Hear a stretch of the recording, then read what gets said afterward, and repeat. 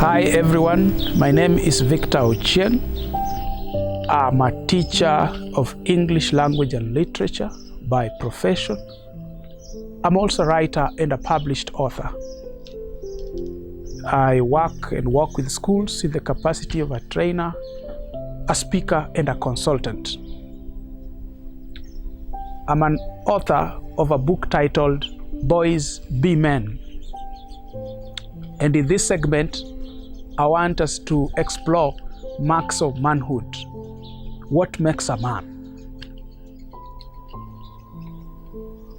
In his book, The Maze of Masculinity, Stephen Kigwa argues that it is not easy to become a man.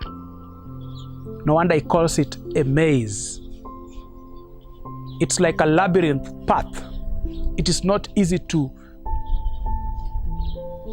grow up from being a boy to becoming a man. My good friend Joe Mwangi, in his book, Why Boys Are Not Becoming Men, posits that being a man is not just growing tall, because even trees are tall, but they're not men.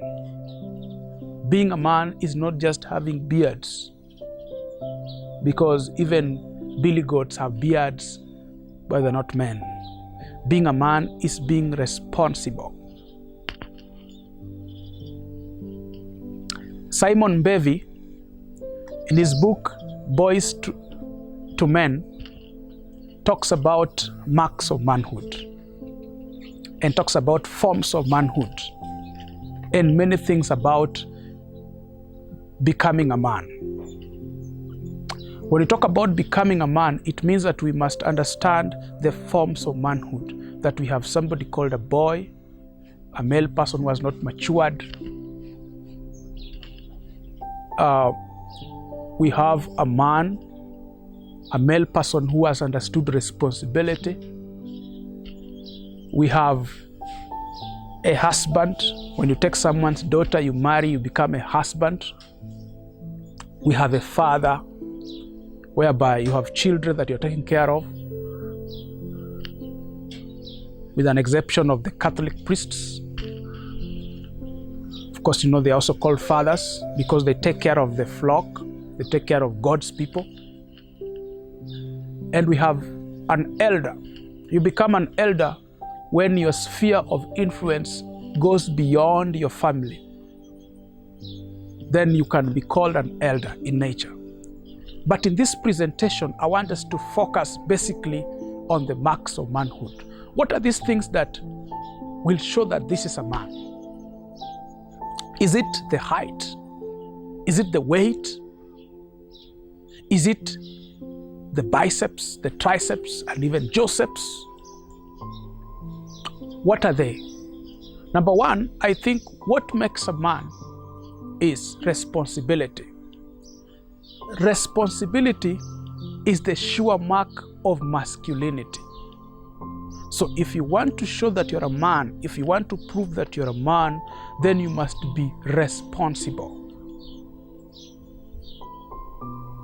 And Winston Churchill said long time ago that responsibility is the price we pay for greatness. So it is good to be responsible. So a man is somebody who is responsible, not just incorrigible. Number two, what makes a man is that he or she takes responsibility, then takes initiative. So you must take initiative. You must be self-driven. You must do things without being pushed. So if you have to be reminded to bathe, then you're a boy. If you have to be reminded to do your assignments, then you're a boy. If you are big, but you're still tied in your mother's apron strings, you have to depend on them on everything, yet you're a man who is 25 years old, 27, 30 years old, then you're just a boy, a big boy who has refused to mature to become a man. The other mark of manhood is that he or she leads sacrificially. Men are leaders in nature. When we look at the Bible says, just as Christ is the head of the church, the man is the head of the family. And just as Christ loved the church, Apostle Paul tells the church at Ephesus, so men to love their husbands, men to love their wives rather. That means that you must ensure that you know that as a man, you have the honors to lead. And you start by leading your life and you lead the family. You must also love faithfully. That proves you to be a man. Being a man, or you don't prove to be a man by having multiple sexual partners or becoming a sperm donor, but being faithful and loving faithfully makes you a man. Also, being courageous makes you a man. And courage here does not mean that you can walk at night for many miles without fearing the darkness. Courage here may mean standing for something, not being susceptible to peer pressure and to gang mentality and to herd mentality, but having some sort of courage and confidence makes you a man. And lastly, faith in God. Paul tells Timothy, I want men to pray everywhere, lifting up holy hands. That men must understand that what makes them men is knowing that there is the greatest Father. There is the greatest example, who is God. He teaches us fatherhood by being the Father of all.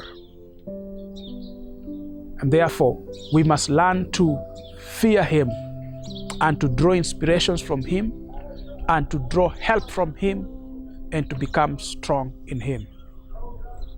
Thank you very much. You can get more of this from my book, Boys Be Men. You can also log into my website, www.godspenconsultancy.co.ke. You can also watch other videos like this one on my YouTube channel, Godspen Consultancy. God bless you.